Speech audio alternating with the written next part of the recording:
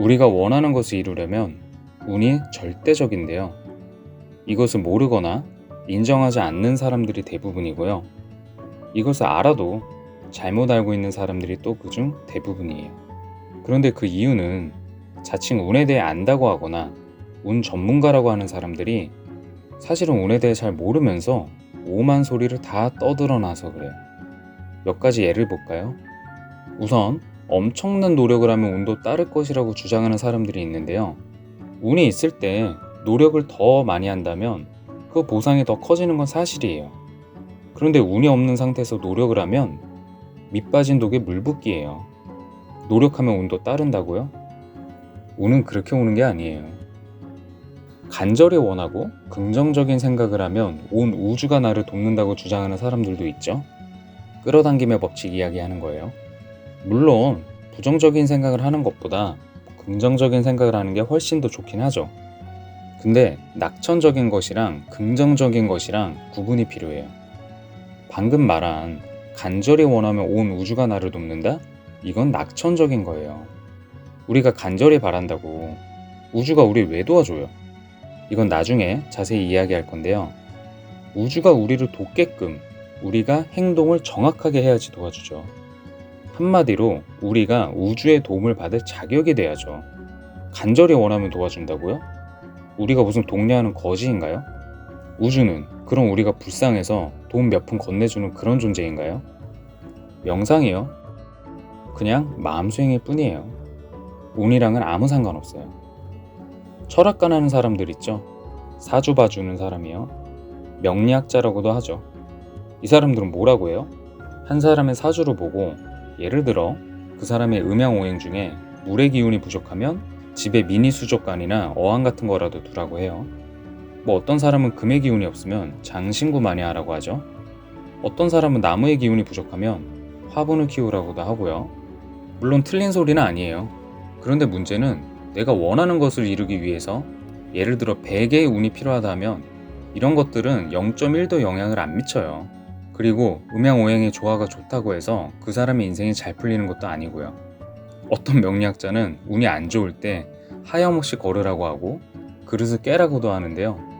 이거 혹시라도 해본 사람은 알 거예요. 그냥 다리만 아프고 지치기만 하고요. 그릇값도 아깝고 쓰레기 봉투값도 아까워요. 운은 이런 식으로 고치는 게 아니에요. 운동을 하라고 말하는 사람도 있는데요. 물론 운동은 좋습니다. 건강도 좋아지고 자신감도 더 생기고요. 운동은 필수입니다. 반드시 하세요. 하지만 운을 불러오는 행동은 아니에요.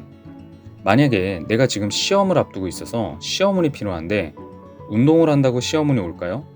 체력은 좀 좋아져서 컨디션이 좋아질 수는 있겠네요. 이런 걸 개운법이라고도 하는데요. 특히 풍수 전문가들이 이런 거에 대해 말 많이 하죠.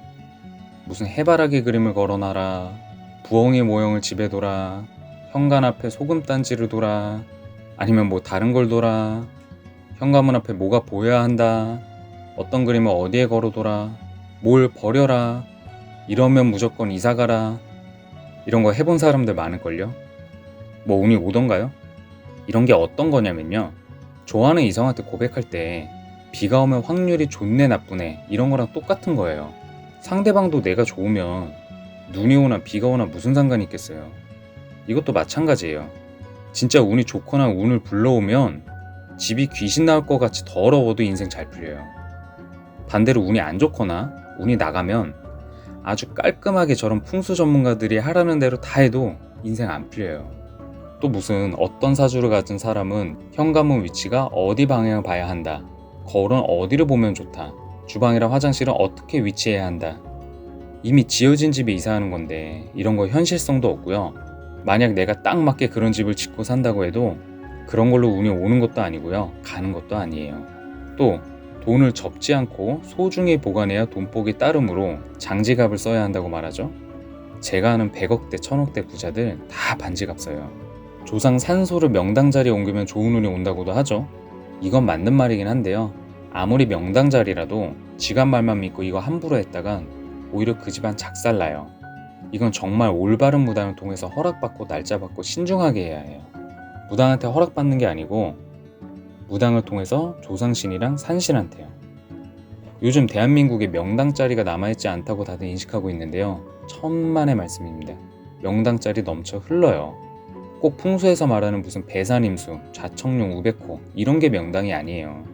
정말 조상이 머물고 싶은 곳, 편안한 곳이 명당이에요.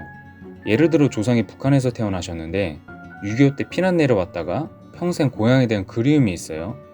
그런 분들은 내륙 어딘가에 배산임수에 자청룡, 우백호 있는 곳보다도 북한에 보이는 교동도 같은 곳이 더 그분한테는 명당인 경우가 많아요. 그리고 꼭 조상의 시신이나 유골이 거기 있을 필요도 없어요. 영혼만 그곳으로 가도 돼요. 이런 것도 하나하나 다 말씀드릴게요. 또 사람들이 알고 있는 게 종교가 있죠. 불교를 예를 들어보면 무료 봉사활동도 하고 허구한 날 가서 돈 바치고 절하고 빌고 부탁하고 해도 운이 오던가요? 하루가 멀다 하고 절에 다니는 연세 많으신 분들 보면 자녀들 잘 풀리는 집안 거의 없어요. 물론 절에도 부자들 많아요.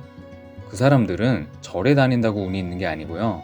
가만 보면 절에 다니는 부자들은 아까 말한 안 풀리는 사람들, 이 사람들이 안 하는 거래요.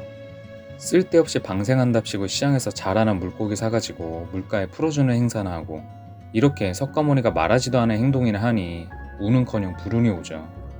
부적도 마찬가지예요. 정말 잘 쓴 부적은 효과가 있어요.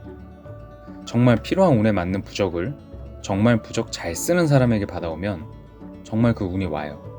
그런데 절이나 철학관, 쿠팡 이런 곳에서 사는 부적은 그냥 비싼 종일 뿐이에요. 그리고 정말 부적 잘 쓰는 사람이란 올바른 무당인데요. 그런 무당 우리나라에 몇 명 없어요. 또 다른 거는 돈을 많이 벌고 싶은 사람들은 부자를 따라해야 한다고 많이들 말하죠. 절대적으로 맞는 말이에요. 근데 문제는 부자들이 운을 불러오기 위해 은밀하게 하는 행동을 알고서 따라해야죠. 자칭 부자들이 스스로를 매스컴에 노출시켜서 하는 그런 포장되고 과장된 말들 말고요. 또 부자들의 표면적인 모습만 정리한 그런 글들도 말고요. 뭐 부자들의 7가지 습관, 뭐 부자들의 10가지 원칙, 뭐 부자들의 10가지 마인드? 그런 거 안 따라해도 돼요. 그 사람들 그런 것 때문에 부자 된 거 아니에요. 그런 거는 부자가 아닌 사람들이 오히려 더 잘 실천해요. 부자들은 운이 받쳐줘서 돈을 번 거예요. 그리고 그 운을 받기 위해, 그리고 그 운을 지키기 위해 엄청 노력해요. 웬만한 사람들이 잘 모를 뿐이에요. 이런 것도 전부 다 알려드릴게요.